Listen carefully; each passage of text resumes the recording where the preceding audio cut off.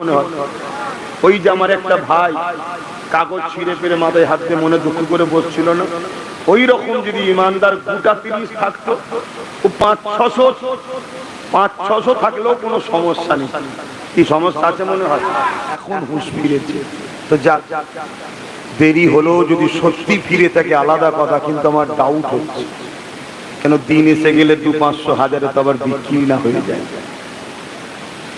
তো যাক, আমি ওদিকে যাচ্ছি না, কেন যা বলার তো আমি সব বলে দিয়েছি ভাই, যা বলার আমি সব তো বলে দিয়েছি। আমি তো খারাপ, এখন যখন আইন পাস হয়ে গেছে এবার খেলা সামনে কি করে সমাধান করো দেখি না। সবাই যখন চিল্লে চাললে হাঁপিয়ে যাবে তখন ইনশাল্লাহ আমি ধরব, এটুকু বলে গেলাম। আর ইনশাল্লাহ ধরি যদি, আল্লাহ শুকর করে বলছো জাহান্নামী দোকানে জাহান্নামে ঢুকিয়ে দম ফেলবো ইনশাল্লাহ। কেন আমি দেখেছি বিষয়টা আব্বাস নয়, বিষয়টা হচ্ছে যদি দিল থেকে হয় আল্লাহ কবুল করেন। জোরে বলুন সুবহানাল্লাহ। কেন আন্দোলন তো হাজারো হয়, এখান থেকে হয়, এখানে না। বিগত দিন চুচুড়ার মসজিদ নিয়ে মাদ্রাসালে কত আন্দোলন হয়েছিল, বাম জমানাতেও হয়েছিল আর এই জমানাতেও হয়েছিল, খুলতে পেরেছিল। কিন্তু আল্লাহ শুকর, আহলে সুন্নাত ওয়াল জামাত ও তার কর্মীরা এখান থেকে গিয়েছিল, মরব, চারিদিকে র‍্যাব নামাচ্ছে, সব দেখতে পাচ্ছি। তথাপিও বলেছিলাম মসজিদে নামাজ পড়েই যাব, নামাজ পড়েই আল্লাহ আমাদেরকে এনেছে। জোরে বলুন সুবহানাল্লাহ। তবে হ্যাঁ, যারা সত্যি মসজিদ মাদ্রাসা ওয়াকাফের পক্ষে এবং জালিম সরকারের বিরুদ্ধে আন্দোলন করবে, আমার ভালোবাসার মানুষদের বলবো তাদের ডাকে তোমরা সাড়া দিও, কেন এটা বিরাট বড় একটা ইস্যু। তবে সত্যি জানি, সত্যি চিনবেন কি করে, এটা একটা বড় বিষয়। সত্যি কি করে বুঝবেন?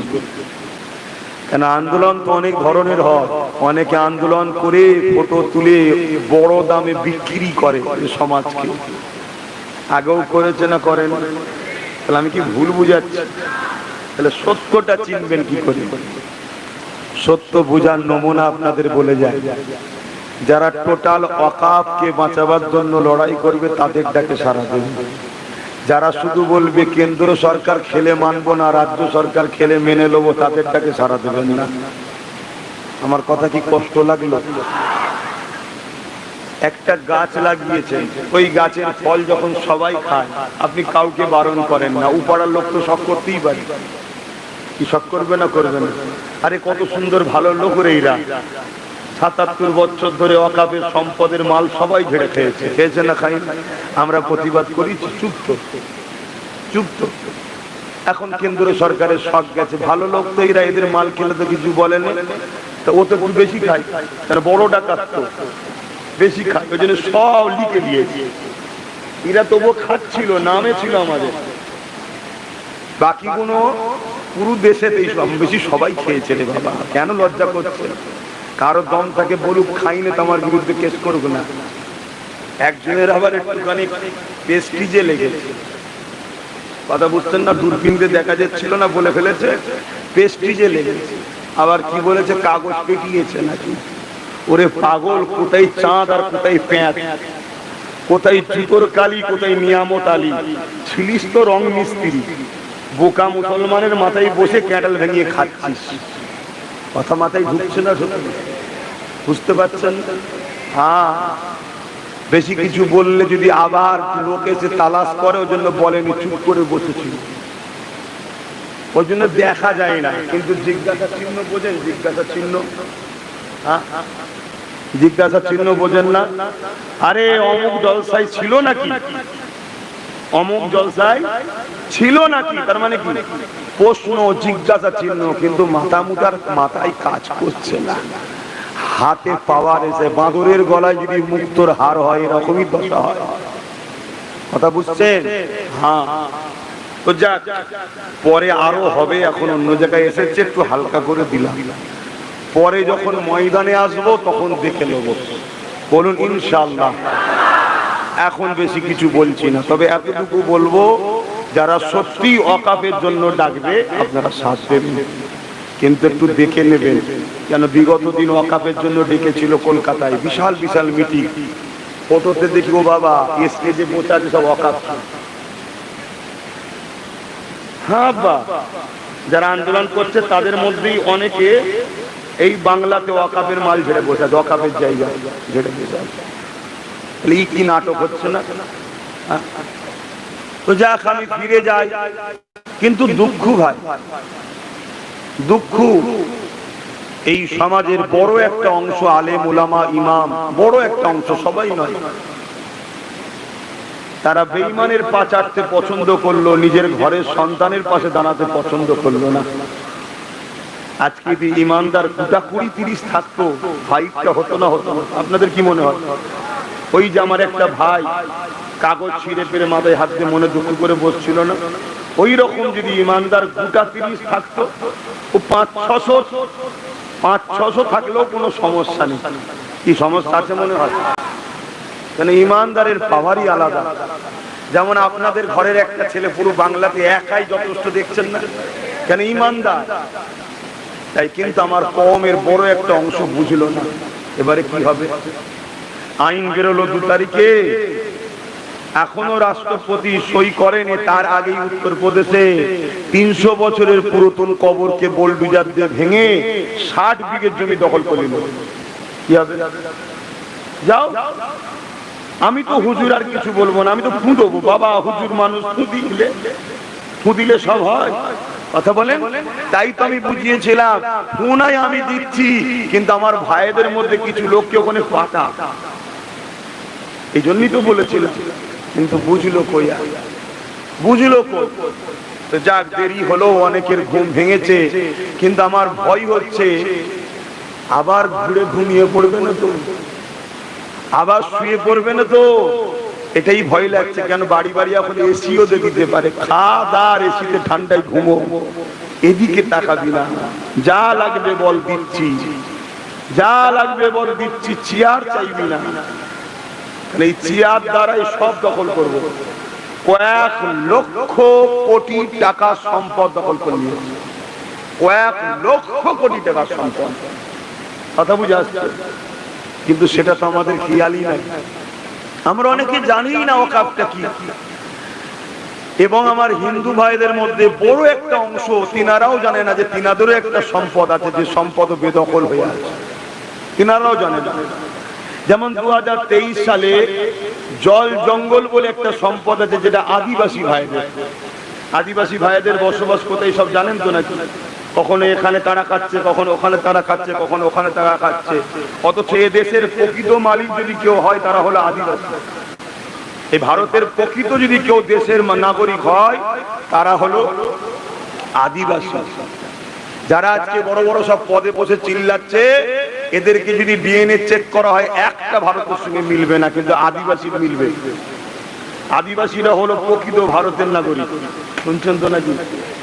তার মানে আদিবাসী, আদি বসবাসকারী। কিন্তু দুঃখের বিষয়, তারা ওই তাদের কেউ বাপ নেই, মানে গার্জেন নেই। নওয়াজবিল্লাহ, ভুল মানে নেবেন না, গার্জেন নেই, অভিভাবক নেই, তাদের কথা বলার কেউ নেই। একজন দুজন যদিও বা ওঠে, হয় ভয় দেখিয়ে নেয়, বড় টাকা দেখিয়ে নেয়। জল জঙ্গলের সম্পদকে 2023 এনে নিল। সেই সব জঙ্গলকে কেটে বড় বড় কর্পোরেটদের হাতে তুলে দেওয়া হচ্ছে। 2025-এ মুসলমানদের সম্পদ, ওয়াকাফ, ইসলামের সম্পদকে তারা লিবার জন্য আইন পাস করে দিল। তা আগামী দিন যে হিন্দু ভাইদের দৌবত্য সম্পত্তি বলে, কি বলে? আপনারা আলোচনা করবেন ভাই ভাই। হিন্দুরা আপনাদের ভাই হয় না? হয় না, হয় না। কোন দিক দিয়ে? বাপ আদম, মা হাওয়া, এই দুজনের সন্তান পৃথিবীর মানুষ সবাই। এদিক দিয়ে আমরা ভাই বোন, সব ভাই ভাই আমরা। এই বুঝাবেন যে ভাই, এটা শুধু আমাদের মামলা নয়।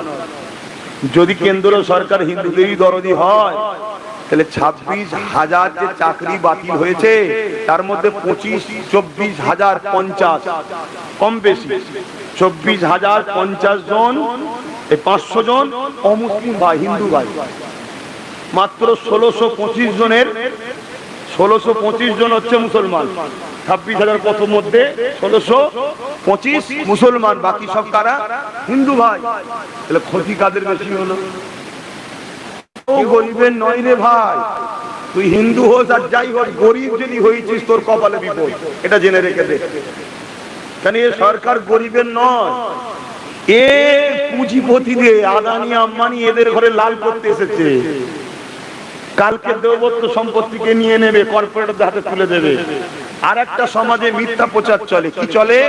যে মুসলমানদের এত সম্পদ আছে, রেলের পরে নাকি মুসলমানের সম্পদ আছে। এটা আমার অমুসলিম ভাইদেরকে গরম করার কথা, এটা সারাসার মিথ্যা কথা। আজ আমি সংক্ষেপে যখন আলোচনা তুলেছি, আর একটা কথা বলে শেষ করছি, কষ্ট করছেন নাকি? তাহলে বলবো না বলে? আমার হিন্দু ভাইদের একটা মন্দির আছে, তিরুপতি মন্দির। ওই মন্দিরের যা সম্পদ আছে, টোটাল ভারতে মুসলমানদের অকাপ সম্পদ অত না। কি মাথায় ঢুকলো? হিন্দু ভাইদের এত সম্পদ আছে, থাকতেই পারে তাদের পূর্বপুরুষরা ধনী ছিল, দিয়ে গেছে, তাদের ধর্মীয়, তাদের কালচার, তাদের জন্য আমার হিংসা করার কিছু না, লিবারও সব না। কারণ আমার ইসলাম এটা ইজাজত আমায় দেয় না। কিন্তু আমার বক্তব্য যেটা, তা আজ প্রথম আদিবাসী নিল, আমাদের নিল, কাল শিখেদের নেবে, পার্সিদের নেবে, কালকে আমার হিন্দু ভাই আপনাদেরটাও নেবে। এটা মাথায় রাখেন। আসুন, একবার এই দেশে আইন হয়েছিল, এখনো আইন লাগু আছে, কিন্তু বাস্তবে করতে পারেনি। কি? 15 বছরের ওপরের গাড়ি সব বাতিল। 15 বছরের ওপরের গাড়ি যখন বাতিল বললো, বাস মালিক, লরি মালিক, প্রাইভেট কারের মালিক, ছোট গাড়ি, বড় গাড়ি, সবাই আন্দোলন নেমে গেল। সংখ্যাটা বেশি না কম? তখন সরকার দেখলো, রে এই আন্দোলনকে রুকা যাবে না, এক কাজ কর, শুধু বল লরি যেগুলো হবে 15 বছরের উপরে সেগুলো বাতিল, বাকি কোনো নয়।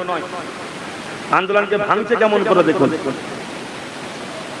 তখন বেচারি লরি যারা মালিক তারা একা রাস্তায়, বাকি সব পালিয়েছে, বলছে আমাদের তো নয়। বেচারি লরিওয়ালা একা পারলো না, লরির মালিক একা পারলো না, ব্যান্ড হয়ে গেল। কয়েক বছর যেতে না যেতেই বলছে বাসগুলো বড় ডিস্টার্ব করছে, বাসগুলো বাদ, ছোট গাড়ি থাকবে। তখন লরির মালিক বলছে আমার যখন ক্ষতি হয়েছিল তুই 7 দিসনি, তোর বেলা আমি দেবো কেন? কি? আর বাসওয়ালা একা হয়ে গেল, কেন? ছোট গাড়ি বলছে আমায় তো বলে নেই, ফালতু ঝগড়ায় যাবার কি দরকার? তারপরে এখন বলছে 15 বছরের ছোট গাড়ি গেলে আর নতুন করে সিএফ হবে না, কাগজ দেবে না। তাহলে সব বেটা ফাঁসলো না? ফাঁসলো না? তাহলে প্রথমে আদিবাসীকে সাইজ করলো, আমরা সবাই চুপ, আদিবাসী মরছো তো আমার কি আছে? এই মেন্টালিটি মাথা থেকে বার করা দরকার ছিল। কিন্তু আমি আদিবাসীদের জন্য লড়াই বা দলিতদের জন্য লড়াই 2015-16 থেকে করে আসছি। দেখবেন আমার কলকাতার ক্যাসেট, জল জঙ্গলের অধিকার ফিরাতে হবে ওদের। কেন? এটা আমার ইনসানিয়ত। ও আমার ধর্মের নয় তো কি হয়েছে, কিন্তু মানুষ তো। ওর বাচ্চা ক্ষুধার্ত হলে আমার বাচ্চাও ক্ষুধা পেলে যেমন কষ্ট পায়, সে কষ্ট তোরও হচ্ছে।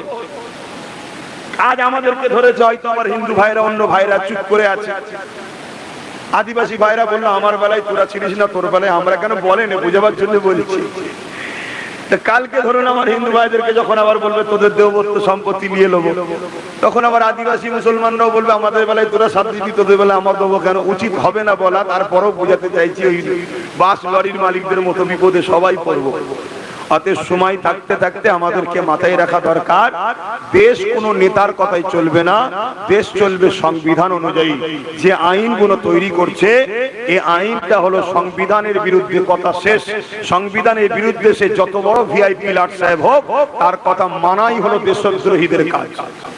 কথা মাথায় আছে? অতএব একজন ইসলামের ঘরের ছেলে হিসাবে আমার নবী বলেছে দেশকে ভালোবাসতে। তাই কেন্দ্র সরকার যখন কৃষক বিরোধী আইন করেছিল, সংবিধানের বিরুদ্ধে, ওটাও মানিনি। আজকে যখন আদিবাসীদের বিরুদ্ধে আইন করেছে, ওটাও মানিনি। আজকে যে অকাবলে আইন করেছে, ও আইনকেও মানিনি। তাতে কি হবে না হবে, তুই কি করতে পারিস করে লিখে যা, মানি না ব্যাস। কেন? তোর থেকে আগে আমার কাছে দেশ। দেশের সংবিধানের ভেতরে থেকে যা করবি সবটা মানবো। হতে পারে তোকে আমি সাপোর্ট করি না, ভোট দিই না, কিন্তু সংবিধানের স্বার্থে মানবো। কিন্তু সংবিধানের বিরুদ্ধে কোনো কথা বললে মেনে লিয়াটা হলো সব থেকে বড় দেশদ্রোহী গাদ্দার। আজকে যারা এই আইনের পক্ষে কথা বলবে, এই আইনকে বাহবা দেবে, আমাদের জানতে বাকি নেই তারা হলো আগামী দিন আমার দেশকে বিক্রি করে দেবে। অলরেডি দেশ ধ্বংসের দিকে। কি আছে আমার দেশে? সব শেষের দিকে চলে গেছে, সব বিক্রি হয়ে গেছে। রেল বিক্রি, কারেন্ট বিক্রি, LIC বিক্রি। ভাই রেলে হকারি করতো কারা গো? মুসলমানরা না অমুসলিম ভাইরা? হকারি করে কারা? খোঁজ নিয়ে দেখুন না বাপ, রেল লাইনে হকারি করে কারা একটু খোঁজ নিন না। ওখানে মুসলমান চান্স পাবি কি করে? মারবে, বুটের লাঠি বাইরে বার করে দেবে। 100-র মধ্যে 98টা অমুসলিম ভাই রেলের হকারি করত। হকার যখন বন্ধ হয়ে গেল, 98টা মুসলিম ভাই, অমুসলিম ভাইয়ের পেট বন্ধ হয়ে গেল। এটা কেন্দ্র সরকার অমুসলিমের উপর আঘাত করেছে। LIC যখন বিক্রি হয়ে গেল, LIC কি মুসলমানরা করে? কথা বলেন তো, LIC করা হালাল না হারাম? তাহলে কারা করে? অমুসলিম ভাইরা। তাতে কাজ কাম করে কারা? অমুসলিম ভাইরা। LIC যখন বন্ধ হয়ে গেল বা পাবলিকের হাতে তুলে দিল, 1,20,000 লোকের চাকরি চলে গেল, সবটাই অমুসলিম। তাহলে কেন্দ্র সরকার মুসলমানদের দুশ্মন আর অমুসলিমদের বন্ধু তো নাকি? হারে হারে বুঝতে পারছে। বলছে তারপরেও জিতছে কি করে? ভাই পয়সা থাকলে, আর মাফ করবেন, খারাপ নেবেন না, বুড়োরও বিয়ে হয়ে যায় আমাদের সমাজে, হয় না? হয় না? তাহলে পয়সা EVM, TVM, CM, PM সব হয়ে যায়। পয়সা আছে, অগাধ টাকা, অগাধ। ওই যে সব পালিয়েছিল না মুদিগুলো, সব চুরি করে সব আবার ব্যাকে আসছে, সেই সব যে যা খুশি তাই করেছে। তো যাক, আমি একটু বললাম, বেজার হলেন, কিন্তু দুঃখ বড়। যদি আমার কথা মেনে নিত, আজ এই দিন হয়তো দেখতে হতো না, বাকিটা আল্লাহ জানে। তবে আজকে যদি এটাকে তোমরা ব্যাকে নিজেকে না পারো, 5-6 বছর আগে যা বলেছিলাম আজকে ঘটছে, আর আজকে যা বলছে আগামী 2-3 বছরে ঘটে যাবে। সেটা কি? যদি বিলকে বাতিল করতে না পারো, যেমন কৃষকরা আন্দোলন করে বাতিল করিয়েছে, চেষ্টা করলে হবে না কেন? 1 কোটি কৃষক যদি আন্দোলন করে বাতিল করতে পারে, তোরা 20 কোটি আছিস বলছে সরকার, আমি জানি না, সরকার বলছে। আমার অঙ্কে অন্য আছে, আমার অঙ্ক আলাদা, কারণ আমরা অন্য চোখ দিয়ে দেখি। তো 20 কোটি ধরছি, এই 20 কোটি যদি আর দোলালে নামে, 20 কোটি মানে ভোটার যাদের, তাদের নাম বলছে, তাহলে কি ফিরিয়ে দেওয়া যেতে পারে না? পারে। আর যদি ফিরাতে না পারো কি হবে? তোমার ধর্ম যখন গলা টিপে ধরেছে, তোমার নাগরিকত্ব কেড়ে নেওয়া হবে। যেমন মায়ানমারে হয়েছিল, তেমন সেম হবে, কিচ্ছু করার নেই। যদি বলে আব্বাস সিদ্দিকী তোমার কি হবে? আমি তো ভাব এমনি মার খাচ্ছি, তখন নাই খাবো তো কি হয়েছে? কিন্তু যারা গায়ে হাওয়া লাগাচ্ছিলে, মার খাবো না, বাঁচতে হবে, বাঁচতে হবে, চাকরির কাছে যেতে হবে, বুঝতে পারছি তো নাকি? তাদের কি হবে? যা অধিকার আলোচনা নয়, কারণ আমার ভাই বসে আছে কষ্ট করে, আমি ফিরে এসে অসুবিধা হলো নাকি? আসেন আমরা আমাদের আলোচনার দিকে যাই। পৃথিবীতে হাজারো ধর্ম আছে, যে যা ধর্মীয় কাজ করবে, এতে ইসলাম কোন রকম ভাবে কারো ধর্মের উপরে হস্তক্ষেপ করার ইজাজত আমাকে দেয়নি। তাই কার ধর্মে কি আছে ওটা আলোচনা সমালোচনা করার আমার কোনো ইন্টারেস্ট নাই। তবে হ্যাঁ, মনে রাখবেন, পৃথিবীর জমিনে আল্লাহ আমাদেরকে যে ধর্ম দিয়েছে, এর জন্য শুকরিয়া আদায় করা দরকার। কারণ আল্লাহ কোরআনের মধ্যে জানিয়ে দিলে, ইন্নাদ দীনা ইনদাল্লাহিল ইসলাম, এ দুনিয়ার মানুষেরা, আমি আল্লাহ আমার কাছে মনোনীত ধর্ম হলো ইসলাম। সেই ইসলামের উপরে বারবার আঘাত এসেছে, আজকেও আসছে। তবে কেউ যদি স্বপ্ন দেখে ইসলামকে মুছে দেবো, ও স্বপ্ন নিয়ে আমার টেনশন নাই। কেন? যারাই মুছতে গেছিল তাদের নাম নিশানা আল্লাহ মুছে দিয়েছে। টেনশন হলো আমাদের নিয়ে, আমরা কি করব? হয় ইসলাম ছেড়ে দিতে হবে, আর না হয় প্যালেস্টাইনের মতো কাফন কিনে রেডি হোক। কথা বুঝছেন না? বুঝলেন? কেননা প্যালেস্টাইনবাসীদের উপরে অনেক জুলুম অত্যাচার হতে লেগেছে। তারা সমস্ত জুলুমের মোকাবিলায় দাঁড়িয়ে আছে, ইসলামকে কিন্তু ছাড়েনি। এই আল্লাহ পাকের পরীক্ষায় তারা শাহাদাত বরণ করে কাফন পরে নিচ্ছে। আর শাহিদা যারা হয়, শাহাদাত যারা বরণ করে, আল্লাহ পাক তাদেরকে বেহিসাব জান্নাতি দেয়।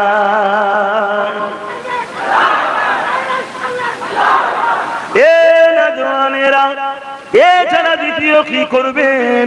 কেননা ইসলাম থেকে বেরিয়ে গেলে পরকালে তো চির শান্তি জান্নাত ছেড়ে দিয়ে চির জাহান্নামে যেতে হবে। কিন্তু আমাদের যে পাওয়ার, ইমানের পাওয়ার, ওই ইমানের পাওয়ার তো বড় দুর্বল হয়ে গেছে। তাই বড় চিন্তা হয়, ইসলামকে মিটিয়ে দিবার কথা যুগে যুগে বারবার অনেকেই বলেছে। এ যুবকেরা ফেরাউনও চেয়েছিল, মুসার দিন ওটাও ছিল ইসলাম মিটিয়ে দিবার। আল্লাহ ফেরাউনকে মিটিয়ে দিয়েছে, দিনকে আল্লাহ হিফাজত করেছে। নমরুদও চেয়েছিল, ইব্রাহিমের দিন ওটাও ছিল ইসলাম, কারণ ইসলাম একত্ববাদের বিশ্বাসের নাম। সমস্ত নবী রাসূল তারা একত্ববাদ, এক আল্লাহ পাককে মানতে।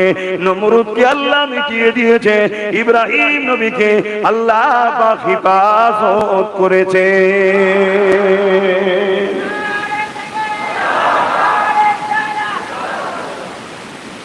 দিনকে যতবার মিটাতে চেয়েছে, এটা যুগে যুগে হয়েছে। আমি যদি ইতিহাস বলি আপনারা বুঝতে পারবেন, যুগে যুগে একদল জালিমরা চেয়েছিল ইসলামকে মুছে দেবে। কারণটা কি কখনো ভেবে দেখেছেন? ইসলাম তো আর আব্বাস সিদ্দিকীর নাম নয়, ইসলাম তো আর আমার বাপ দাদু চাচা নানা যা বলবে ওটা নয়, ইসলাম তো ইমাম সাহেব যেটা বলছে ওটাও নয়। ইমাম সাহেব ইসলামের কথা বলছে, তেনার কথা তো ইসলাম নয়। আমিও ইসলামের কথা বলছি, আমার কথা তো ইসলাম নয়। কথা বুঝছেন তো নাকি? ইসলামকে মিটাতে চাই কেন? তাহলে আমাদেরকে জানতে হবে ইসলামটা কি। ইসলামের শাব্দিক অর্থ হলো শান্তি, কিন্তু আবিধানিক অর্থ, বিস্তারিত অর্থ কি?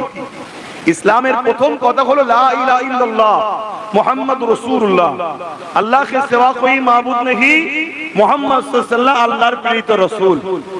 দ্বিতীয় নম্বর কথা হলো ইসলামে খোদার্থকে খানা খাওয়াও, জুলুমকে বন্ধ করো, ইনসাফ ইনসানিয়াতকে প্রতিষ্ঠিত করো, সন্ত্রাস বন্ধ করো, অত্যাচার বন্ধ করো, খুন বন্ধ করো, ধর্ষণ বন্ধ করো, লুট বন্ধ করো। এক কথায় অন্যায় মিটিয়ে সমাজে শান্তি প্রতিষ্ঠিত করার নাম হলো ইসলাম। জোরে বলুন সুবহানাল্লাহ।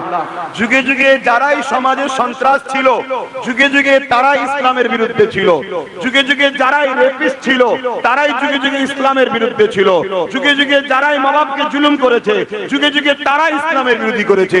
যুগে যুগে যারা ধর্ষণ করাকে পছন্দ করেছে, দাসত্ব প্রথাকে পছন্দ করেছে, খুন করাকে পছন্দ করেছে, জুলুমের সাম্রাজ্য করা পছন্দ করেছে, তারা ইসলামের বিরোধী করেছে। যুগে যুগে তার ইতিহাস আপনি মিলিয়ে দেখুন।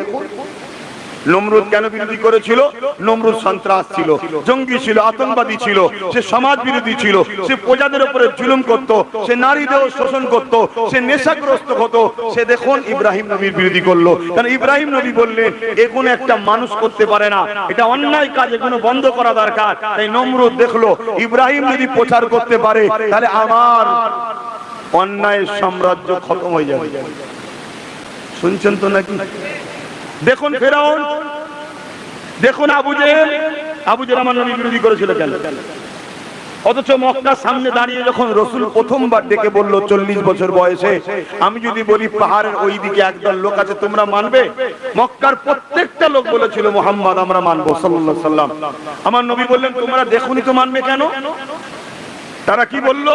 তোমাকে 40 বছর দেখছি, কোনোদিন মিথ্যা বলিনি, কোনোদিন আর কি করিনি, কারো ক্ষতি চাওনি, অতএব তুমি যদি বলো তাহলে সত্য বলছো। যেই নবী বললো তাহলে এই নিজেদের হাতের তৈরি করা খোদাকে মেনো না, মানুষগুলোকে জেন্ত নারীগুলোকে পুঁতে দিচ্ছ, বন্ধ করো, মানুষের হক দাও, জুলুম করো না, ভাই ভাই মিলেমিশে থাকো, মানুষ একে অপরকে সহযোগিতা করো, অমনি ফোঁস করলো। কথা মাথায় ঢুকছে না? ঢুকে নেই? তাহলে আলো জ্বললে চোরেদের সমস্যা। ইসলামের আলো নবী এমন জ্বালিয়েছে কিয়ামত পর্যন্ত যারাই 2 নম্বর তাদের ইসলামের আলোতে অ্যালার্জি হবে। কেননা আমরা সমাজে দেখছি এই ভারতবর্ষে নারীদেরকে উলঙ্গ করে মণিপুর থেকে উত্তরপ্রদেশ থেকে বিভিন্ন জায়গায় উলঙ্গ করে ঘোরাচ্ছে। অপরাধ কি? সে নিচু জাতের মেয়ে। তাই ইসলামের জাত ভেদাভেদটাকে ভেঙে দিয়েছে। নারী হলো মায়ের জাত, সে যে কোনো ধর্মের হয়, নারীকে যে সম্মান করবে না তার বিরুদ্ধে ইসলাম যুদ্ধের ঘোষণা দিয়েছে। একটা হিন্দু ঘরের বেটি যদি বিপদে পড়ে, কোন মুসলমান যদি মনে করো হিন্দু আমি যাব না, ইসলাম বলছে ওর সাথে ইসলামের কোনো সম্পর্ক নেই, এর নাম ইসলাম। শুনছেন না শোনেন? তাহলে আগামী দিন এই দেশেও যারা ভোগ পিপাসিত লোক, যারা রেপকে পছন্দ করে, যারা কি বলে নেতাদের ছায়াতলে থাকে, যেমন আমার কলকাতায় ওই ডাক্তারটা যে রেপ হয়ে গেল, আসামি পাওয়া গেছে? পাবেন না, কারণ বড় বড় সব নেতাদের ছেলে পুলে বা চামচা টামচা হয়তো ভেতরে জড়িয়ে আছে। এই মাইন্ডের যারা, তারা কিন্তু ইসলামকে কখনো পছন্দ করবে না। কেন? ইসলাম ওই রেপের বিরুদ্ধে ফতোয়া দিয়েছে, তাদেরকে প্রকাশ্য কতল করতে হবে। কেন? মায়ের জাতকে এরা সম্মান করেন, এরা মানুষদের সুরাতে কিন্তু এরা চতুষ্পদ জন্তুর থেকেও নিকৃষ্ট। যেমন পাগল কুকুর যদি পাগল হয় মেরে দেওয়া দরকার, ঠিক তেমন এরা পাগলা কুকুরের থেকেও খারাপ যারা রেপ করে। ইসলাম এই জায়গায় ফতোয়া দিয়েছে। তাহলে ইসলাম থাকলে আমরা আন্দোলন করব। হয়তো দেশের আইন মানতে হবে, দেশে ওই আইন নেই, কিন্তু আমরা তো আন্দোলন করব, আসামির শাস্তি চাই, শাস্তি চাই। এই যে শিক্ষা দেওয়া হচ্ছে, এজন্য আজকেও কিছু মানুষ চাই ইসলাম মুছে দেওয়া দরকার। এখান থেকে ফাঁক যাবার রাস্তা আছে। তাহলে সোনা অরিজিনাল না ডুপ্লিকেট দেখতে গেলে কোষ্টি পাথর লাগবে, ঠিক না বেটি? তো মুসলমানটা অরিজিনাল মুসলমান না মুনাফে মুসলমান, এটা দেখতে গেলে নামাজদারি টুপি এগুলো দেখে ধরতে গেলে হবে না। হ্যাঁ, এগুলো থাকা ভালো লক্ষণ, খারাপ বলছি না, কিন্তু অরিজিনাল না ডুপ্লিকেট এই টেস্ট আপনি যদি নিতে চান, মুহাম্মদ রাসূলুল্লাহ আপনি ছাঁচে তাকে ফেলতে হবে। তার দিলে নবীর প্রেম কতটা দেখো, তার দিলে নবীর আদব কতটা দেখো, সে রাসূলুল্লাহকে কোন নজরে দেখে, সে নবী পাককে কতটা সম্মান করে, সে নবী পাককে কতটা প্যার করে। আর যার দিলে নবীর প্রেম আদব রয়েছে, তার মানে তার ঈমান রয়েছে। আর তার দিলে নবীর আদব প্রেম নেই, তার মানে তার ঈমান নেই। এই হাত থাকো, চোখ থাকো, পা থাকো, জান না থাকলে যেমন বেকার, নামাজ রোজা হজ যাকাত সব থাকার পরও রাসূলুল্লাহ না থাকলে সবটাই বেকার হয়ে যাবে। নাই বদরে 313 জন হয়ে কামিয়াবি হয়ে গেল। আজকে এত কোটি কোটি হওয়ার পরও আমাদের চোখের সামনে আমাদের বেটিদের গায়ে হাত দিচ্ছে, আমাদের ঘরবাড়ি গুলোকে ভেঙে দিচ্ছে, আমাদের মসজিদ গুলো ভেঙে দিচ্ছে, আমাদের কবরস্থান গুলো লুটে নিচ্ছে। এরপরও আমাদের ঘুম এখনো ভাঙছে না, কারণ আমাদের ভেতরে ওই জানটা না, রাসূলুল্লাহর প্রেম আদবটা কমে গেছে। এটা এমনি এমনি কমাইনে, এটাকে কমানোর জন্য কোটি কোটি ডলার টাকা খরচ করে নকল মাদ্রাসা তৈরি করা হয়েছে, কোটি কোটি টাকা খরচ করে নকল আলেম উলামাকে সমাজে ছাড়া হয়েছে, যারা সর্বসময় তোমাদের সামনে দাঁড়িয়ে নেতৃত্ব দেবে, ঠিকই কথা, আবার কিন্তু দুনিয়ায় যারা ইসলামকে মিটাতে চায়, সেই সকল রাজনীতি নেতাদের সঙ্গে ইরাই আবার গলায় গলা মিলে একসাথে বসে খাবে। শুনছেন তো নাকি? অজলিতে পাচ্ছেন তো না? অজলিতে তাহলে দখল দিতে হবে। কেন? ওয়াজ হক কথা বলতে হবে, আর না হয় আল্লাহ আমার কিয়ামতের দিন জিভকে টেনে কপালের সাথে পেরেক দিয়ে সেটা দেবে, যে জবান আমি দিয়েছিলাম, তুই আমার জন্য কথা বললি না কেন? তাই আমার কথা যদি কষ্ট পান, আমার কিছু করার নেই, কিন্তু আমি মিথ্যা বললে বলবেন, অবশ্যই বলবেন। কেন? মিথ্যা ইসলামে হালাল না হারাম? পীরের ছেলে বললে যায় না? পীরের ছেলে মিথ্যা বললে যায় না? শরিয়াত পীর হোক আর ফকির হোক, শরিয়াত শরিয়াত, কেন? শরিয়াত পীরের বাপের নয়, শরিয়াত হলো আমিনার লালের। জোরে বলুন সুবহানাল্লাহ। এটাকে মাথায় রেখে দেবেন। হ্যাঁ, উস্তাদদের সম্মান করতে হয়, ইমাম আলেম উলামাদের সম্মান করতে হয়, কারণ তারা আমাদেরকে দ্বীনের জ্ঞান শিখায়। কিন্তু মিথ্যা বললে মানে যাবে?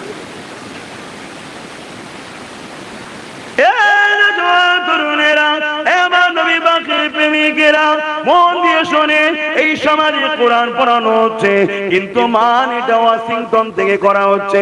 গল্প বলছি না গো, আসেন আমার বাড়ি, বেশি দূর নয়। আপনি রবিবার চলে যাচ্ছে, কালকে রবিবার, যদি যেতে পারেন বলবেন, জিরক্স দেবো পড়বেন, যদি না পারেন শুক্রবারে যাবেন, দেব। ব্রিটেনের মাটির তলাতে খ্রিস্টানরা গোপন মাদ্রাসা বানিয়েছে। কেন বানিয়েছে? ওই জায়গাতে কোরআনকে রিসার্চ করছে, হাদিসকে রিসার্চ করছে।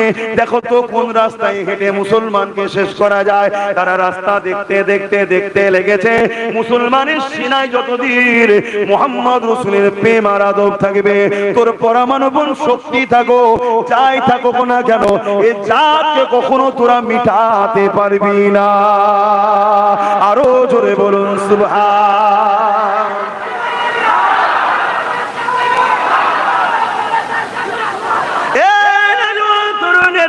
তারা রিসার্চ করে দেখেছে বদরের ময়দানে জালিম সন্ত্রাস আবু জেহেল বাহিনী ছিল 1000, মুহাম্মদ রাসূলুল্লাহ থেকে ছিল মাত্র 313 জন। যখন আবু জেহেল মক্কা থেকে বেরোবে তার আগে একটা পয়গম পাঠিয়ে দেয়, এ মুহাম্মদ রাসূলের কাছে খবরটা পৌঁছে দাও, এখনো সময় আছে, তোমরা ইসলাম ছেড়ে দিয়ে আমাদের দিকে চলে আসো। আজকে দিনও বলা হচ্ছে ইসলামকে মিটিয়ে দাও, তোমরা আমাদের দিকে চলে আসো। মিলিয়ে দেখুন সেদিনের আবু জেহেল আর তাদের উত্তরসূরি আজকের আবু জেহেল, ভাষাটা শুধু একটু আলাদা হতে পারে, প্ল্যান পরিকল্পনা কিন্তু একই। এই কথাটা শোনার সাথে সাথে মাত্র 313 জন সাহাবা তারা চোখের পানি ফেলে কাঁদে আর বলে, ইয়া রাসূলুল্লাহ হাবিবাল্লাহ, কি হবে হুজুর? মক্কা জমিনে কত মার খেলা, মক্কা জমিনে গরম বালিতে শুইয়ে রাখতো, বুকের উপরে ভারী পাথর চেপিয়ে রাখতো, মক্কা জমিনে উটের পায়ে দড়ি বেঁধে আমাদের সঙ্গে দড়ি বেঁধে দিয়ে ঘোড়ার পায়ে দড়ি বেঁধে ঘোড়াকে ছুট করাতো, পিঠের চামড়া গুলো পর্যন্ত উঠে যেত। এ যুবক সাহাবা হুজুর দিয়াকে এত কষ্ট দিয়েছে, আর তুমি আমি কি করছি শোনো।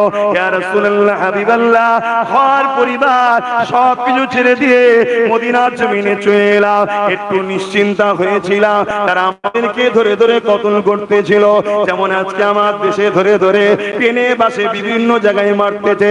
সেদিন দেখলাম 70-80 বছরের বাপকে হালকা বয়সের একটা বোন গালে চড় মারছে। হয়তো আপনি বলতে পারেন বোন বললেন কেন? এজন্য ভুল বললাম, নারীর জাতকে ইসলাম সম্মান দিতে বলেছে। কিন্তু আমার ওই বোনের ব্রেনে ছোটবেলা থেকে বীজ ঢুকানো হয়েছে, মোল্লা মানে ওরা একটু যেন নারীতে পারে ছিঁড়ে ছিঁড়ে খায়, নাকি? তাই যখন দেখেছে মোবাইলটা চালু আছে তার মানে হয়তো আমার নোংরা কিছু করছিল, শুনছেন তো নাকি? তার মেন্টালিটির কথা পৌঁছে গেছে। রে ঠিকই বলেছো তো, সেই যে ট্রেনিং দেওয়া হচ্ছে না আমাদের চোখের আড়ালে ট্রেনিং হচ্ছে, ওই ট্রেনিংটা আমার বোনের কাজ করেছে। বোন চট চট চট করে দিয়েছে। কথা বুঝতেন না, বোঝেন না? কিন্তু কোনো বিচার হয়েছে?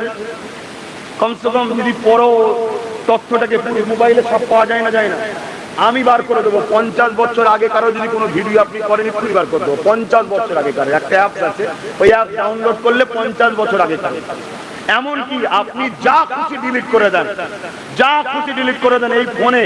আপনি কোথায় কার সঙ্গে কখন কি কথা বলেছেন একটা অ্যাপ থেকে সব বার করতে, সিবিআই আইবি এদের কাছে সব রয়েছে। মোবাইলে কথা বলতে হবে না, আপনার মোবাইলে পকেট আছে, যা কথা বলতে সব শোনা যাচ্ছে, সব রেকর্ড হচ্ছে। এই এত খাতারনাক জিনিসে কথা বুঝে আসছে।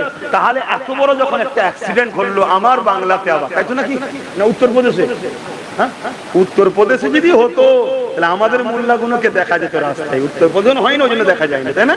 হ্যাঁ, মানে এ ভাড়া দেয় বলে এর অন্যায় করলের বিরুদ্ধে বলে না, ভাড়া দেয় না টাকলা, বুঝতে পারছেন তো নাকি? ওই জন্য ওর বিরুদ্ধে লেগে দিন রাত সব লেগে। আমি লাগাটাকে খারাপ বলছি না, কারণ ও অন্যায় করছে, কিন্তু এই জন্য এক চোখও হচ্ছে না। অন্যায় তো অন্যায় নাকি? হ্যাঁ, তো সেই জায়গায় কমসে কম ফোনটা বাজাব করেও তো শুনেছি, তদন্ত করে বার করা দরকার ছিল না? যদি সত্যি 80 বছরের মুরব্বী একজন এরকম অসভ্যতা করে, তারা তো উচিত শাস্তি দেওয়া। এই শাস্তির দরকার।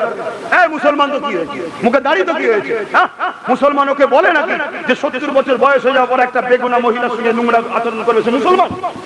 তার শাস্তির দরকার আছে না? কিন্তু কোন জিনিসটা হলো পুরো ধামা চাপা হয়ে গেল না, মিডিয়ায় চর্চা আছে, কোনো কিছু না, পুরো চাপা পড়ে গেল, ঠিক না? চাপা পড়ে গেল, কিছুই হলো না। আমি অনেক আগে বলেছিলাম, আপনারা ফলো করেছেন কি জানি না, একটা দিন আসবে তুমি কারো দোকানে মাল কিনতে যাবে, কারো দোকানে মাল কিনতে যাবে, প্রয়োজনে জানতো নাকি? ধরেন দোকানদারটা অমুসলিম, এই আমরা অমুসলিমের দোকানেও মাল কিনি না, কিনি না? হ্যাঁ কিনি, আমিও কিনি। কথা বুঝে আসছে? অমুসলিম ধরেন না দোকানদার, কিন্তু যা ভয়ানক দিন আসছে, আগামী দিন যাওয়া বড় কষ্টকর হয়ে যাবে, ভয় লাগবে একটা, ঢুকলে ফেসে যাবো না তো? ঢুকলে ফেসে যাবো, রাস্তা দেখাবে জামা নুড়ি সবই খুলে নিয়েছে। এটা টেনশন মনের মধ্যে আসছে না, আসে না? এতে কিন্তু মূলত আমার দেশবাসীর ব্যবসার ক্ষতি হবে, আর দেশবাসীর যখন ব্যবসার ক্ষতি হবে মূলত দেশের ক্ষতি হবে। কথা বুঝে আসছে? আমি হিন্দুর কাছে কিনছি কি মুসলমানের কাছে কিনছি ওটা পরের বিষয়, যত কিনা বেচা হবে দেশ তত তারা কি করবে। এই বুঝছেন তো নাকি? আমার নবী পাক সাল্লাল্লাহু আলাইহি ওয়াসাল্লাম তাই বলেছিলেন, তোমরা আমার মদিনায় এসে মার্কেটিং করবে, যারা আমার মদিনাতে কেনাকাটি করবে আমি রাসূল বড় খুশি হব। জোরে বলুন সুবহানাল্লাহ। কেন বলেছিলেন? কেন বলেছিলেন? নবী কত বড় অর্থ নিয়ে, কতটা বড় ভবিষ্যতের কথা সমাজকে শিখিয়ে গেছে দেখেন। এই নবী হলেন সর্বদিক দিয়ে সর্বকালের সর্বসেরা সাকসেসফুল লিডার ও নেতা নবী রাসূল। জোরে বলুন সুবহানাল্লাহ। কোন এমন একটা সাকসেসফুলের বিষয় নেই যেটা আমার নবী করে দিয়ে যাবে। কিন্তু আজকে আমার কম নবীকে ফলো করে। বিজনেস করলে আমার নবীকে ফলো করে, আমার নবীকে ফলো করে বিজনেস করো, সাকসেসফুল হয়ে যাবে, সাকসেসফুল গেনার হয়ে যাবে। আমার নবী সাল্লাল্লাহু আলাইহি ওয়াসাল্লাম কেন বললেন? জানছেন যত মদিনায় কিনা বেচা হবে মদিনার অর্থনীতির ডেভেলপমেন্ট হবে। অর্থ বিকাশ যদি হয় তাহলে সেই রাষ্ট্র বা সেই রাজ্য, সেই জায়গা দ্রুত সব দিক দিয়ে উন্নতি হবে। তাহলে আজকে এমন একটা সিস্টেম তৈরি করা হচ্ছে আমার দেশের মহলে যে আমার হিন্দু ভাইদের দোকানে যেতে আগামী দিন ভয় লাগবে। কেন আমি বলেছিলাম এমন একটা দিন আসছে, তুই দোকানে যাবি, মাল কিনতে যাবি, ভাই একটা কিছু দাও, একটা কিছু দাও, হয়তো একটা গিফটের বা কিছু জিনিস হয়তো কিনছেন, বা একটা ঘড়ি কিনছেন বা মোবাইল কিনছেন, হঠাৎ করে মোবাইলটা আপনার হাতে দিয়েই দোকানদার বলবে চোর। দোকানদার কি বলবে? চোর বলেই মারবে। আমি অনেক আগে বলেছিলাম, আরে তার একটা ছোট্ট নমুনা, এটা দোকানে না হয়ে ট্রেনে হয়েছে। কি হয়েছে? আমার সাথে নোংরা নজরে দেখেছে, এই তো কথা। মেরেছে না মারেনি? হ্যাঁ। তাহলে ভাবুন, একটা 15 সেকেন্ডের ভিডিও, তার আগে কি হয়েছে, পরে কি হয়েছে, সব মোবাইলে আছে না নাই? সেগুলোকে পুলিশ দেখলো না, সিবিআই দেখলো না, ইডি দেখলো না, আইবি দেখলো না, কিছু দেখলো না, কেসটা ঢাকা পড়ে গেল। কেন? মোল্লাকে মেরেছে যখন ঠিক করেছে। এটা মেন্টালিটি তৈরি করা হচ্ছে, শুনে রেখে দাও।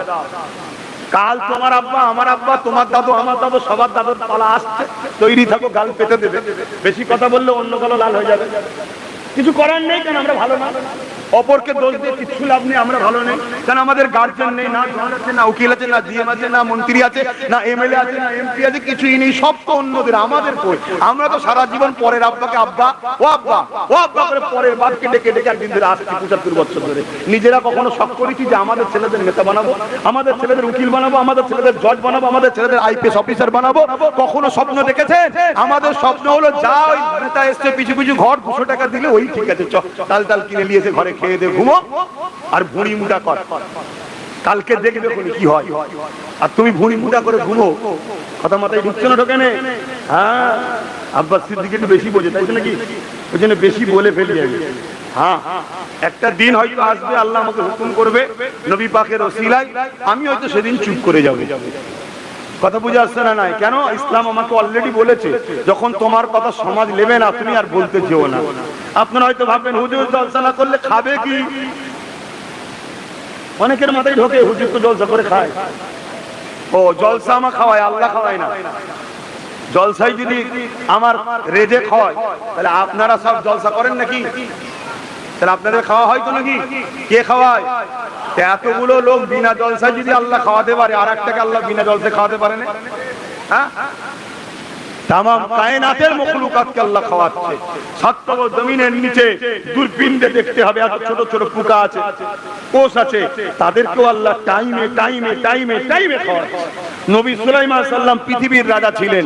তিনি একবার দাওয়াত দিয়েছিলেন, জানেন না? যে আল্লাহ, আপনার কাছে আমার একটা আরজু। কি আরজু? যে একবার আমি তো পৃথিবীর রাজা। পৃথিবীর বলতে শুধু মানুষের নয়, নবী সাল্লাল্লাহু আলাইহি সাল্লাম, সুলাইমান আলাইহিস সালাম পৃথিবীর ইনি এই একজনই যিনি সমস্ত মখলুকাতের রাজা ছিল। কথা বুঝে আসছে? ওই সময় পৃথিবীতে জিন, জীব, জন্তু, পশু, পাখি, পিপিলিকা, মাছি সবার উপরে ওনার রাজত্ব চলতো। জোরে বলুন সুবহানাল্লাহ। এমনকি উনি বড় বড় জিন জানব দিয়ে বাইতুল মুকাদ্দাসকে উনি তৈরি করেছিলেন। একটা লাঠির উপরে ভর দিয়ে দাঁড়িয়েছিল, তৈরি হচ্ছিল, জানেন তো নাকি? আল্লাহ ওই অবস্থায় ওনাকে ইন্তেকাল করিয়েছেন, দুনিয়া থেকে চলে গেছেন। ওদিকে আমি যাচ্ছি না। উনি বললেন যে আল্লাহ, একটা দিন আমাকে সুযোগ দেন, আমি আপনার মখলুকদের ঘরে দাওয়াত করে খাওয়াবো, কারণ আমি পৃথিবীর রাজা বানিয়েছেন, আমি মখলুককে দাওয়াত করে খাওয়াবো। আল্লাহ বললেন, নবী সুলাইমান, এটা আমার স্পেশাল ব্যাপার, রিজিকের মালিক আমি আল্লাহ, এ বিষয়ে তুমি কথা বলবেন, এ বিষয়ে তুমি মাথা দিতে যেও না। কিন্তু নবী সাল্লাল্লাহু আলাইহি সাল্লাম বড় আবদার করলেন, আল্লাহ একটা বার সুযোগ দেন না, আল্লাহ একদিনের জন্য, এক বেলা। শুনছেন তো নাকি? আল্লাহ বললেন, যখন এত আবদার করছো, ঠিক আছে যাও। কবে? যাও তুমি খাবার জোগাড় করো, আল্লাহ পাক বললেন শোনো, আমার এই বিশাল মখলুককে খাওয়াতে গেলে তো অনেক খাবার লাগবে। আমি আল্লাহ, তুমি খাবার জোগাড় করো, কিন্তু এই খাবারগুলোকে আমি আল্লাহ পচতে দেব না। জোরে বলুন সুবহানাল্লাহ। খাবার পচা কিছুদিন রাখলে পচে যাবে না, যাবে না, কিন্তু আল্লাহ পাক বললেন ওই খাদ্যগুলোকে আমি পচতে নষ্ট হতে দেব না। কয়েক বছর ধরে খাদ্য তৈরি করলেন, তৈরি বিশাল ময়দানে জড়ো করছে, করে আসমানের দিকে মুখ তুলে বলছেন আল্লাহ আমি রেডি মেহমানদারি করার জন্য, আপনার মখলুককে পাঠান। আল্লাহ পাক সাগর থেকে একটা মাছকে পাঠিয়েছিলেন, কথা বুঝলেন, একটা এসে হাজির নবী সুলাইমান আলাইহিস সালামের সঙ্গে কথা বলছে। আপনাদের মাথায় ঢুকতে পারে মাছ আবার মানুষের সঙ্গে কথা বলছে কিনা। আরে এখন টিয়া পাখি ঘরে আপনারা পুষলে কথা বলে না, বলে না, তা আপনার সঙ্গে টিয়া পাখি কথা বলতে পারে, তা আল্লাহ মখলুককে নবীর কাছে পাঠিয়েছে, যে ক্ষমতা সৃষ্টিকর্তার আছে না নাই? এগুলো খবরদার ব্রেনের মধ্যে যেন শয়তান ঢোকা না দেয়। সব ক্ষমতার মালিককে। চিৎকার দিয়ে বলবেন কে? শাহাদাত আগুন তুলে বলুন কে? নারে দিবে, আরো চিৎকার দিয়ে বলুন নারে দিবে, নারে দিবে। হ্যাঁ, নারে তাকবীর মানে কি? বুলন্দি তিনার নারা, তিনার সব থেকে বড় বুলন্দি তিনার, যিনি হলেন আল্লাহু আকবার। আল্লাহ তিনি যিনি সব থেকে বড়। কথা বুঝে আসছে? আমরা এই তাকবীর দিলে অনেকে আবার মানে ভুল শোনাচ্ছে। এখন আমার অন্য ভাইদের ঘরে দেখেছিস তোদের ঘরে আরবিতে গাল দিচ্ছে, কি করবে? সব রুটি শেখার ব্যাপার, যেমন করে বুঝিয়ে বাজিয়ে কোলে করে লাও, নিয়ে দল তৈরি করো, এই সব চলছে। কি আর বলবো বলেন না, কোন দিকে যায়, চারিদিকে ঘা, মলম কোথায় লাগাবো, ড্রাম লেসে ডুবিয়ে দিলেই ভালো হয়। তো নবী সুলাইমান আলাইহিস সালামের কাছে ওই আল্লাহর মখলুক এসে বলছে হুজুর আপনি তো দাওয়াত দিয়েছেন, আল্লাহ আমায় পাঠিয়েছে, আজকে নাকি রেজেক আপনার, আপনি খাওয়াবেন, কিন্তু খাবার মালিককে। হ্যাঁ, এখানেও মনে রাখবেন আল্লাহই খাওয়াচ্ছে সুলাইমান নবী ওসিলা। হ্যাঁ, এটাও মনে রাখবেন রেজেক দ্বিতীয় কারো হাতে নাই। আল্লাহ বলে তোর জন্য মন গেছে একবার লে, এতটুকু, কিন্তু রেজেক যে খাবারগুলো জড়ো করেছে ওটাও কাজ। কথা বলেন, ও আল্লাহ তুমি যেদিকেই যাও আল্লাহ ছাড়া কোন রেজেক দাতা নেই আর নাই। তো হুজুর দেন, বলছে অপেক্ষা করো আরো সব মেহমান আসুক। বলছে হুজুর আমার টাইমে টাইমে আমাকে আল্লাহ রেজেক দেয়। জোরে বলুন সুবহানাল্লাহ। কুরবান যাক আমার রবের কদমে আমাদের জানমাল। আহা, একটা বাড়িতে 4-5টা ছেলে হলে পরিবার টাইমে খাবার দিতে পারে না। এ আনে তো ও ঝগড়া করে, ও আনে তো ও চিল্লায়, ও আনে তো ও চিল্লায়। পুরো জগতেরকে আল্লাহ টাইমে টাইমে টাইমে টাইমে খাওয়াচ্ছে। জোরে বলুন সুবহানাল্লাহ। আরো খুশি বলা যাবে না সুবহানাল্লাহ। তিনি হলেন আমাদের মালিক, তিনি হলেন আমাদের রব, তিনি কুল কায়নাতের সবাইকে সৃষ্টি করেছে। মালিক একজন, দুজন নয়। দুজন হলে ঝগড়া লেগে যাবে। কথা বুঝছেন না, বোঝেন না? একজন বলতো মোদিকে প্রধানমন্ত্রী করবে, আর একজন বলতো না 10 বছর হয়ে গেছে ওকে রাখা যাবে না। কথা বুঝে আসছে? মালিক একজন, মালিককে একজন। মনে রাখবেন এই কথা। কি আপনাদের হাসি লাগলো নাকি? গাছের পাতা খোদার বিনা হুকুম ছাড়া লড়ে নেই। দেশের মাথায় কে বসবে ওটাও কিন্তু খোদার হুকুমেতেই হয়। এবারে বলবেন তাহলে ওখানে বসলো, এত জুলুম করছে। শোনেন কোরআন পড়েছেন, সূরা বাকারা খুলুন।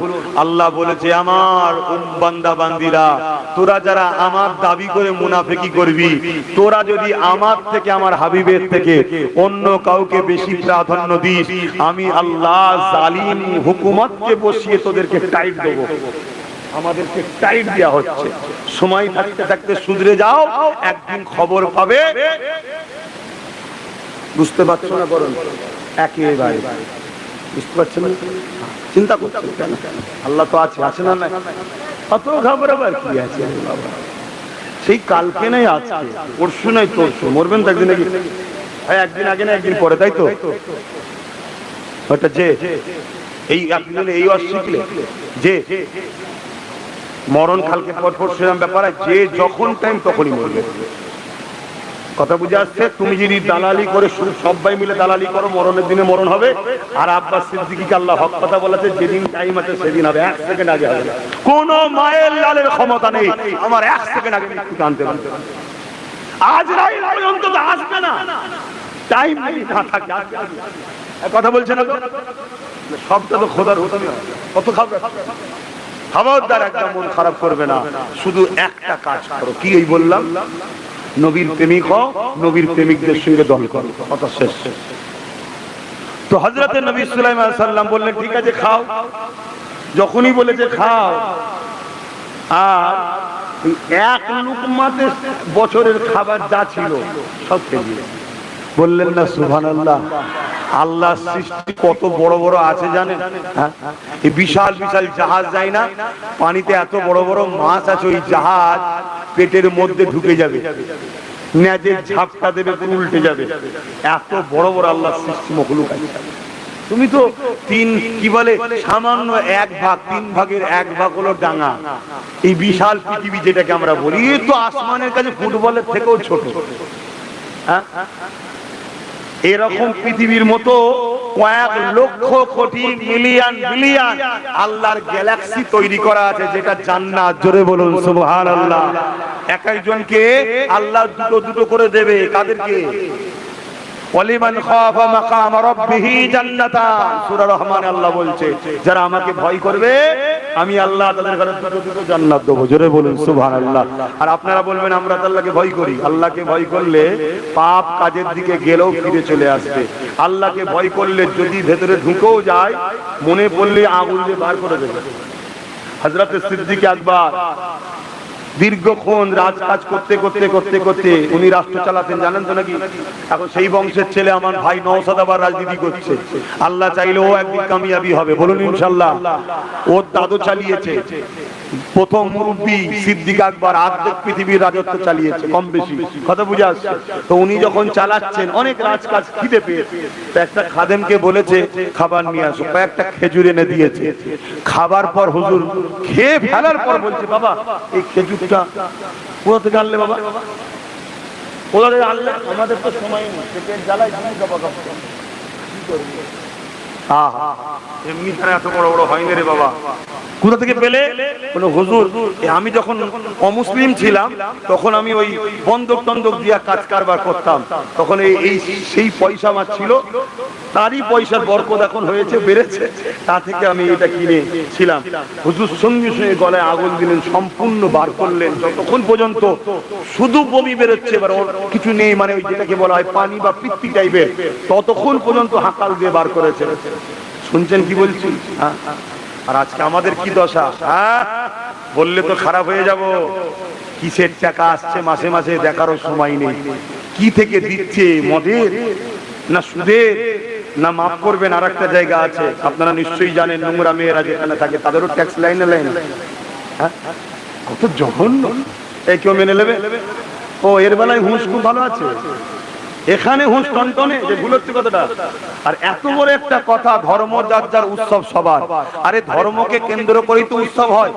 এই যে আমরা এখানে ধর্মকে কেন্দ্র করে ঈদের দিনে বিভিন্ন উৎসব আমাদের হয় না, হয় না?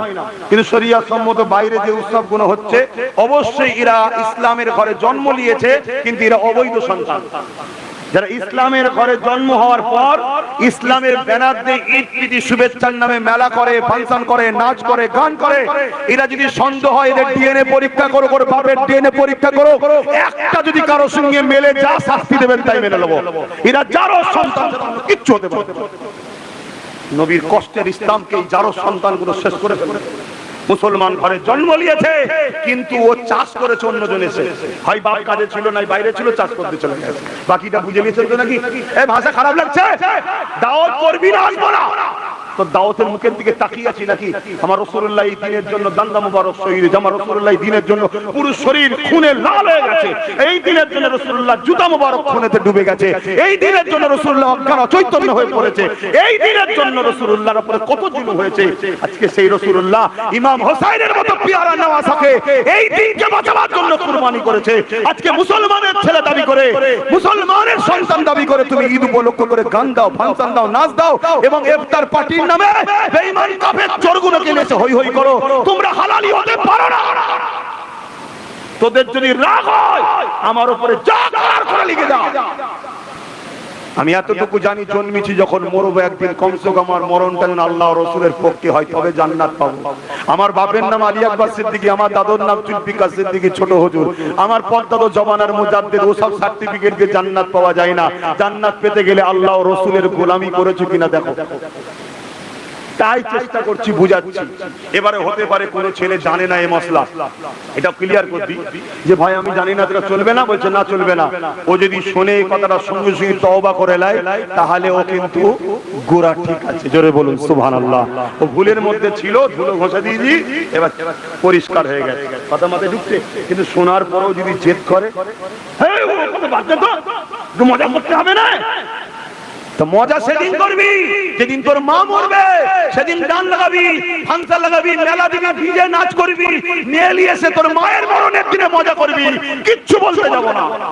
কিন্তু আমার নবীর দিনকে নিয়ে খেলা করলে হবে না। বলবো 100 বার বলবো, তুই যদি গায়ের জোর দেখাস, আমি জোর দেখাতে পারবো না, আমি হাত তুলবো, আল্লাহর কাছে হাত তুলবো, মালিক তুমি যদি আবাবিল পাঠিয়ে কাবাকে হিফাজত করতে পারো, কাবার গোলামের জন্য কিছু পাঠাও।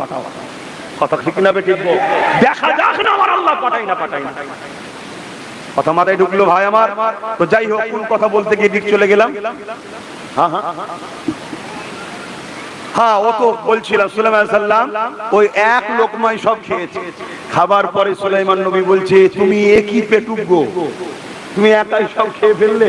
ওই যে হুজুর একা খেয়েছি নয়, এখনো আমার বাকি আছে, এটা এক লোকমা, এরকম আরো 2 লোকমা খাই দেন। আজকে তো আল্লাহ দেবে না, তো আপনার এখানে দেন। বলছে তুমি একাই খেয়ে ফেললে কি পেটু? বলছে হুজুর দাওয়াত দিয়ে মেহমানকে অপমান করতে নেই, জানেন তো নাকি? এই আপনারা খেয়ে পেটু বলবেন নাকি? তো হুজুর সুলাইমান সাল্লাম সেদিন থেকে কোনোদিন আর আসমানের দিকে মুখ তুলতেন না। সেদিন কোনোদিন থেকে আর আসমানের দিকে মুখ তুলতেন না। আল্লাহ বললেন, বন্ধুরে মন খারাপ করছো, রিজিকের দায়িত্ব পৃথিবীর কেউ নেয়নি, কারো হাতে আমি দিইনি, কেন আমার মখলুককে খাওয়াবার ক্ষমতা কারো নাই, ওটা আমার আছে। জোরে বলুন সুবহানাল্লাহ। তোমাদেরকে খাওয়াই তাহলে কে? হ্যাঁ মুসলমান, অনেকের ভাষা ঠিক রাখা দরকার। অনেকে বলে সরকার আছে বলে 2টো খেতে পাচ্ছি, নাউযুবিল্লাহ। তুই মুসলমান, হ্যাঁ তোমার মতো আমার কওমে মুসলমান থাকার জন্য এক মসজিদে এক জায়গায় আমরা উঠা বসা করছি বলে আল্লাহ আমাদের উপরও আযাব দিচ্ছে। কেন লূত আলাইহিস সালামকে বলেছিল 80,000 লোক, 40,000 খারাপ, 40,000 ভালো। লূত আলাইহিস সালাম বললেন, আল্লাহ খারাপ লোকগুলো নাই অন্যায় করেছে, মার খাবার উপযুক্ত, ভালো লোকগুলোকে কেন মারবেন? আল্লাহ বললেন, নবী লূত রে, খারাপ লোকগুলো মার খাবার উপযুক্ত ঠিকই, কিন্তু ভালো লোকগুলো খারাপ লোকগুলোকে বাধা দেয়নি কেন খারাপ কাজে? শুনছেন? যারা অন্যায় করছে তারা তো জাহান্নামে যাবে, কিন্তু শুনে রাখেন এই অন্যায় দেখে যারা চুপ থাকে তারা আগে জাহান্নামে যাবে। কেন? ইসলামে অন্যায় দেখে চুপ থাকাটা হলো বড় আসামির আলামত। তাই বলবো বাপ আমার, ভাই আমার, আমার রসুলকে ফলো করেন, আমার নবীকে পিয়ার করেন, কোনো চিন্তা করবেন না। এখন থেকে তওবা করে নেন, যা হয়েছে হয়েছে। নামাজ পড়ুন 5 ওয়াক্ত, 1 বছরে 1 বার রোজা, ডেলি কাজ তো শুধুমাত্র 5 ওয়াক্ত নামাজ, বাকি বছরে 1 বার রোজা, আর জীবনে 1 বার হজ, তাও মালদার গরিব হলে হজ মাফ। যাকাত বছরে 1 কোটি থাকলে 2.5 লাখ টাকা, 1 কোটিতে 2.5 লাখ টাকা দেবেন না? তো কোটিপতি আল্লাহ করে 2.5 লাখ টাকা দেবেন তো কি হয়েছে? 2 কোটি থাকলে 5 লাখ টাকা। কথা বুঝা যাচ্ছে? সেই টাকার যাকাত প্রকৃত গরিবকে দিয়ে দেবেন বছরে 1 বার। যাকাত দিলে কি হবে? আপনি 2 কোটির জায়গায় পরের বারে 3 কোটি ইনকাম করবেন, আল্লাহ বেশি দেবে। কোথা থেকে দেবে সিনি জানে, তুমি অত চিন্তা করছো কেন?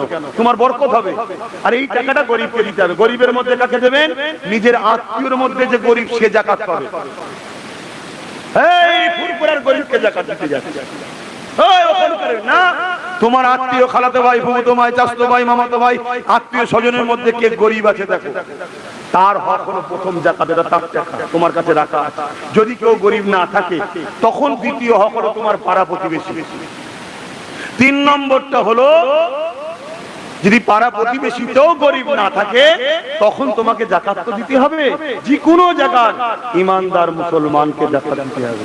ইমানদার মুসলমান যাকাত তো দেয়া হচ্ছে, যে পাচ্ছে সেই ইমানদার। কেন যাকাত দিও আজকাল আমরা বিপদে পড়ে যাচ্ছি। যাকাত দিতে বিপদে পড়া হতে পারে না। আমার নবী একদিন মদিনার নবাবিতে, কথাটা মন দিয়ে শুনবেন, মদিনার নবাবিতে আমার নবী হজ করছেন এই যাকাতের বিষয়ে, যে তোমরা শতকরা 2.5 টাকা গরিবদের ঘরে দেবে। এটা গরিবদের একটা দোয়া এবং গরিবদের পাওনা। যদি কেউ যাকাত দেয় আল্লাহ ওয়াদা করেছে তার মালের হিফাজত করবে।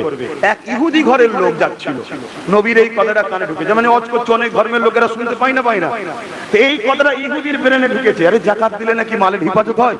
মোহাম্মদ রসুল বলছে চলো, সে টোটাল যা কিছু তার আছে অ্যাসেট সব কিছু হিসাব করেছে, করে বছর শেষে যা বেঁচেছে সেই টাকার উপরে শতকরা ধার টারটা বাদ দিতে হবে। ধরেন না আপনার 20 লাখ টাকা আছে, 10 লাখ টাকা ধার আছে বাজারে, 10 লাখ বাদ চলে যাবে, কথা বুঝাচ্ছে, 10 লাখের উপর হবে। এরকম টোটাল সোনা দানা জমি জায়গা যা আছে, কারবার ব্যবসা বাণিজ্য সবকিছু, শুধু যেটা বাড়িতে থাকেন ওটা নয়, কথা বুঝা আসছে, এই সব কিছু বিজনেসের জন্য যা আছে সব কিছুর হিসাব করে সে যা হয়েছে সেটা এখন সে গরিবকে যাকাত দিয়েছে। শুনছেন?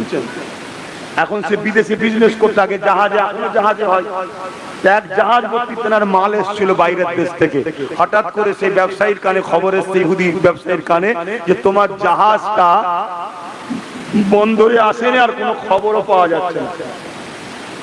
সে আমার রসুলের কাছে এসেছে, মুহাম্মদ সাল্লাল্লাহু আলাইহি ওয়াসাল্লামের কাছে, যে আপনাকে ছোটবেলা থেকে দেখছি আপনি কোনোদিন মিথ্যা বলেননি, সেদিন এভাবে মিথ্যা বললেন কেন? আল্লাহর নবী তো হ্যাঁ হয়ে গেলে, কি বলছো তুমি, কি কথা মিথ্যা বললাম?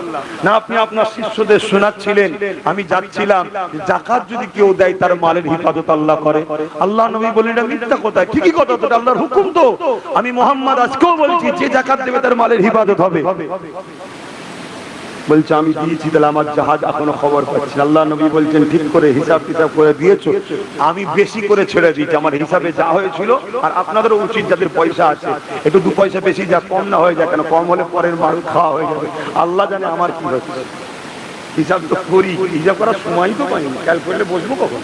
যাক আন্দাজে যাই হোক একটু বেশি বেশি করে দিয়ে দিবার চেষ্টা করি। আর যাকাত সারা বছর দেওয়া যায়, আপনাদেরকে একটা জিনিস শিখিয়ে দিচ্ছি, সারা বছর যাকাত দেওয়া যায়, শুধু রমজান মাসে দিতে হবে এমনটা নয়। আর যাকাত হলো ফরজ, তাই ধনীরা শোনেন, সারা বছর যখন কাউকে কিছু দেবেন, কোনো গরিবকে, শুধু বলে দেবেন বাপ ভাই বোন যাকাত যাকাত যাকাত। তার মানে কি, যদিও ওইখানে কিছু হিসাবে গরমিল হয়, আর সারা বছর ধরেন না আরো 1-2 লাখ দিয়েছেন, তাহলে আপনার কিন্তু ফরজটা আদায় হয়ে গেল। শুনছেন তো নাকি? হ্যাঁ, ফরজের জন্য ধরবে, নিয়তটাই হলো বড় জিনিস বাপ। তো ভাইরা আমার, চেষ্টা করবেন যতটা পারা যায়, আল্লাহ মাফ করেন, এবং গরিবদের ঘরেও বলবেন দেখ ভাই চেষ্টা তো করেছি, তোর টাকা যদি আমার কাছে রয়ে যায় মাফ করে দিস বাবা। গরিব কি বলবে মাফ করবো না? সে তো খুশি, 10,000 টাকা পেয়েই খুশি, 20,000 পেয়েই খুশি, সে বলবে হ্যাঁ আল্লাহ তোকে আরো দিক আরো দিক আরো দিক। আর আমরা কি করছি? 10 টাকা 15 টাকা 20 টাকা করে দিচ্ছি। নাম হবে রে, অনেককে দিয়ে নাম হবে, অনেককে দিয়ে খারাপ করবেন না।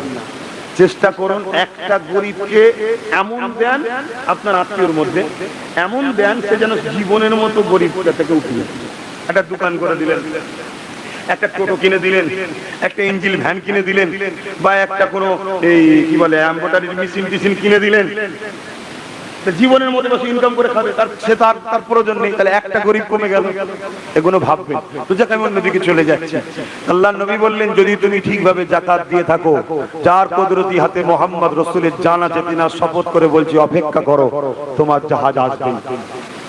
নবী নববী শরীফ থেকে ওই খবরটা নিয়ে যেই বেরিয়ে কিছু দূর গেছে, তার মহাজন ম্যানেজার ছুটে এসেছে, জাহাবান সরদার ব্যবসায়ীকে মালিককে বলছে